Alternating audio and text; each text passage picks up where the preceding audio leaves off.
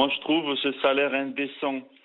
Il faut savoir qu'en mars 2020, l'homme le plus riche de France disait, c'est pas une fake news, il disait les crises nous rendent plus forts.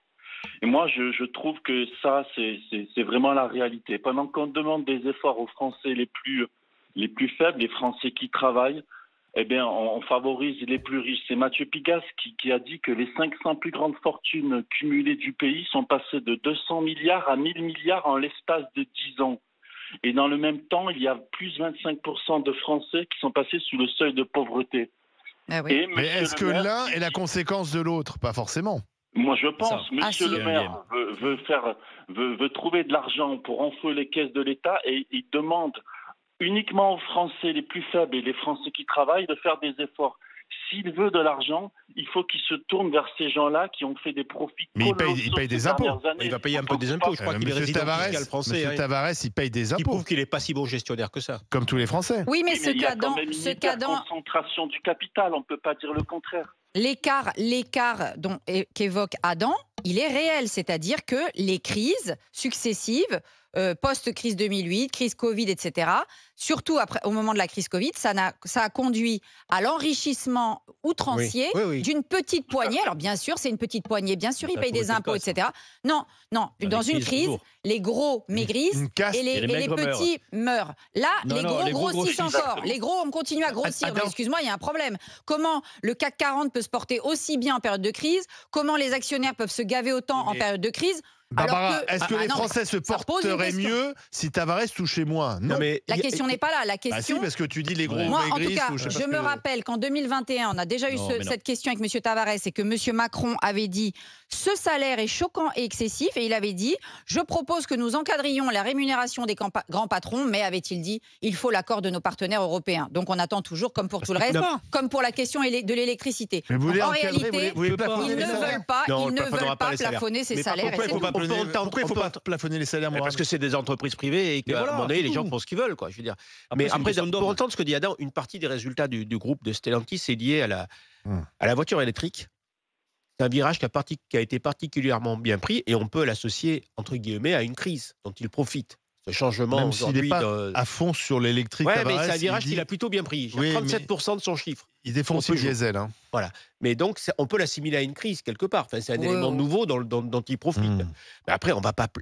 Bon, sincèrement, moi, si demain, on a un ministre de l'économie qui nous dit voilà, l'endettement de la France, il est passé de 120% à 20%, on peut lui filer 36 millions. Moi, Tavares, je le nommerai à Bercy, s'il est aussi bon que ça. Vous préférez Carlos Tavares à Bercy que Bruno Le Maire? Il me semble mais ça serait qu'aujourd'hui, plus logique. si on a les résultats Ouais, de Stellantis à Bercy, le non, pays mais ira ça bien. serait la logique.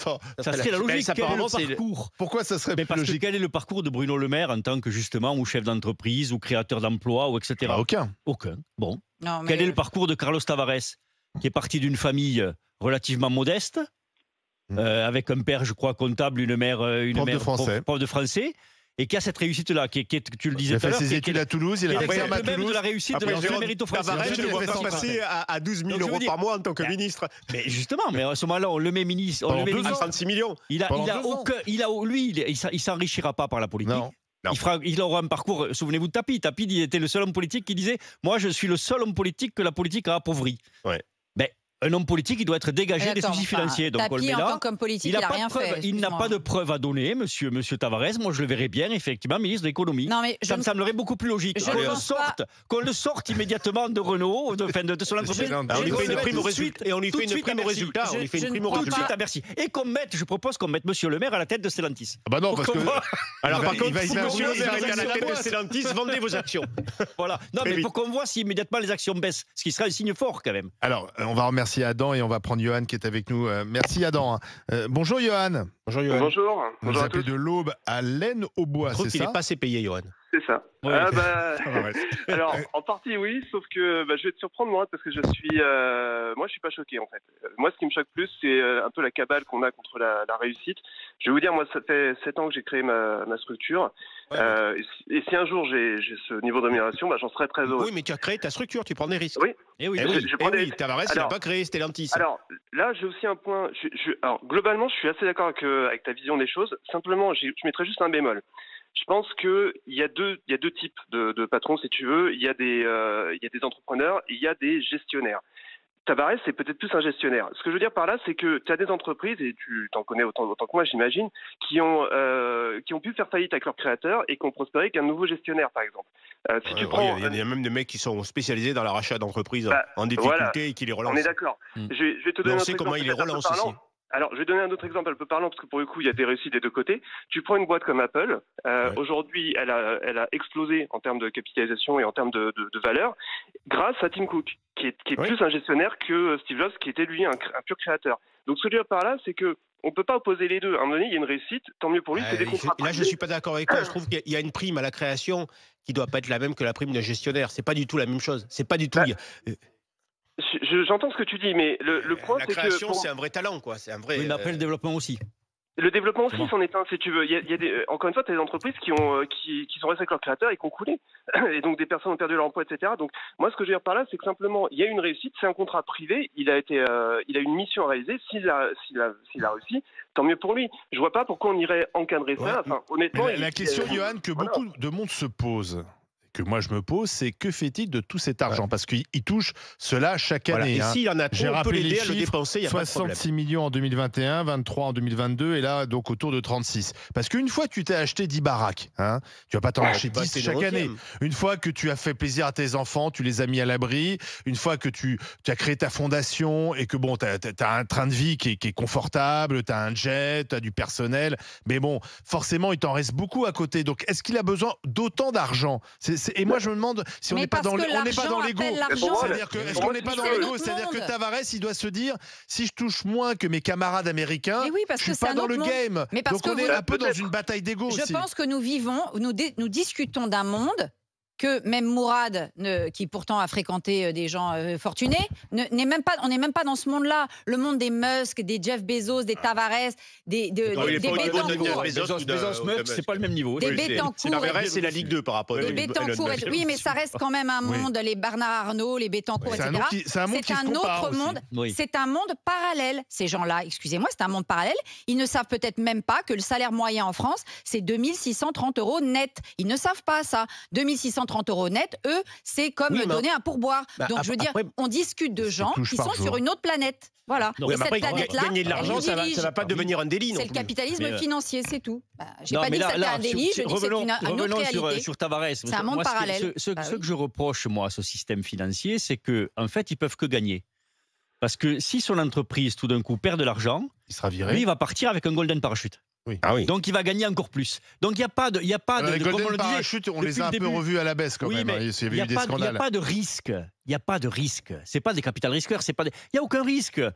Il ne peut que gagner, c'est tout le temps. Moi, ce que je reproche, c'est que sur les 189 milliards de résultats qu'il a fait, il a surtout fait gagner de l'argent à des retraités en Floride. C'est surtout ça. Ça s'appelle le capitalisme financier. Alors ça, pardon, je suis désolé, rien n'empêche Barbara Lefebvre d'avoir des actions. Parce que j'adore, on tape toujours sur les actionnaires. Mes actionnaires, c'est vous et moi. Rien ne t'empêche, Barbara, même avec un salaire de prof, d'acheter quelques actions de Stellantis et d'en profiter. Le fonctionnement du capitalisme financier par actionnariat, etc., tel qu'il était au 19e siècle, ça permettait précisément, d'ailleurs, parfois, à certaines petites classes moyennes, d'aller acheter des actions, etc. Aujourd'hui, encore une fois, c'est une autre dimension. Comme le dit Mourad, c'est pour les BlackRock, c'est pour les grands fonds de pension. Non, c'est pas d'accord. Ce n'est pas pour les petits actionnaires. Non, et moi, justement, alors aujourd'hui, dans le système de ce capitalisme financier que je déteste, je ne vais certainement pas aller acheter des actions parce que d'abord, les actions que je vais acheter, je vais en acheter deux ou trois parce que j'aurais pas les moyens d'en acheter beaucoup. Et pour aller engraisser Monsieur Tavares, ça me ferait bien mal. Si on avait confié nos retraites en partie à ce capitalisme aujourd'hui, ça va venir, les Français auraient de meilleures retraites. Olivier, ça va arriver.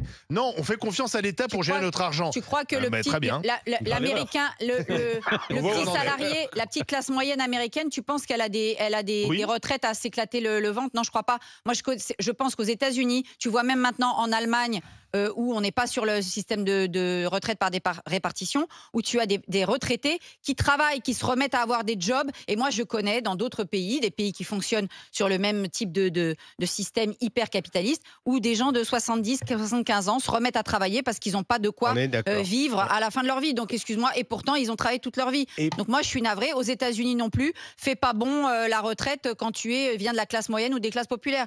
Donc là, je pense que Olivier, vous fantasmez un peu la retraite par capitalisation. Pour compléter ce que dit Barbara, je suis pas d'accord, mais presque. En fait, il y a la confrontation de deux mondes. Il y a le monde de ceux qui travaillent effectivement, qui se lèvent le matin, qui vont travailler physiquement dans un monde réel. Et puis, il y a une économie parallèle qui s'est créée, qui est le monde de ceux qui ont de l'argent, qui investissent et qui vont tirer des revenus de l'inactivité en faisant travailler les autres. Oui. C'est un petit peu ce que nous explique Barbara. Et il y a un vrai débat. Alors, on ne va pas changer les modèles. Bien sûr que les deux vont coexister, mais c'est peut-être la répartition qui devrait un petit peu évoluer. C'est peut-être la répartition qui devrait un peu évoluer, parce qu'aujourd'hui, on se rend compte que finalement, il vaut mieux avoir un peu d'argent que tu places et laisser les autres travailler. Ça rapporte beaucoup plus que travailler. Et l'ancien monde, c'est ceux qui se lèvent le matin pour travailler. Juste un point, Mourad, le capitalisme, lorsqu'il s'est fondé au milieu du 19e, les sociétés par action, il y avait déjà cette partie financiarisée. On est bien d'accord, sauf que le rentier, au 19e, 20e siècle, il était mal vu. Celui qui était bien vu, c'est celui justement qui fondait une entreprise, qui pouvait... La société par action, c'est aussi de la financiarisation, sauf qu'elle était mise à garder à sa place. C'est pas elle qui prenait le leadership sur le capitalisme productif. Mais là, c'est ça que je dis. Ça s'est inversé. Ça s'est inversé pour notre plus grand... C'est ça la mondialisation et c'est ça le drame. Oui, mais tu peux acheter en un quart de seconde la production mondiale d'aluminium de la planète et la revendre dans le quart de seconde de suivant et faire une plus-value sans avoir rien créé. Et c'est ça qui nourrit un anticapitalisme primaire. 25 fois de propriétaire entre le moment où il part et le moment où il arrive. Mais reconnaissez, si on a un problème avec les salaires, en France, ce n'est pas la faute de Tavares. C'est parce que ces salaires... Tavares, c'est pas du salaire, c'est des primes de résultats. Parce que ces salaires sont trop imposés. Donc ça, c'est un problème politique. Et quand on entend certains politiques dire « Ah, c'est scandaleux ce salaire », et on peut avoir un débat, ce sont les mêmes qui alourdissent chaque année les impôts des Français. Donc c'est quand même incompréhensible. C'est bien pour ça qu'au début de... Leur truc stupide du ruissellement. C'est bien pour ça qu'au début de notre débat, je disais, bon, pour moi, il ne faut pas qu'il y ait de limites, mais après, c'est à l'homme lui-même de se fixer les limites. Mais il ne faut pas qu'il y ait de limites. Le politique... On te dit, tu vas toucher Jérôme 36 millions, tu vas dire non. Non, mais je te dis, il ne faut pas qu'il y ait de limites. Moi, je suis désolé, mais ce qui me choque profondément, c'est de voir justement des politiques s'étonner de ça. C'est de voir des politiques montrer du doigt Carlos Tavares en disant « Ouh là là, pas beau, c'est trop ce qui touche, etc. » Mais libre à eux, effectivement, à la fois de baisser la fiscalité, libre à eux d'augmenter les salaires de la fonction publique, libre à eux d'investir, etc. Il y a une réalité économique. Surtout de libérer notre économie et de réussir. Le problème, c'est qu'on a des politiques qui échouent depuis des années. Et la réussite les bloque ou leur fait peur, quoi. C'est dramatique, ça. Le problème essentiel, c'est qu'on est le pays le plus fiscalisé du monde, donc on est ceux qui payent le plus un service qui ne marche pas. À ce prix-là, ça pourrait marcher, ça pourrait fonctionner. Alors, on a posé la question ce matin, c'est 36,5 millions d'euros pour Carlos Tavares. Est-ce indécent ou mérité? Eh bien, c'est indécent pour 71,8%, mérité pour 28,2%. Oui, quand même 28%.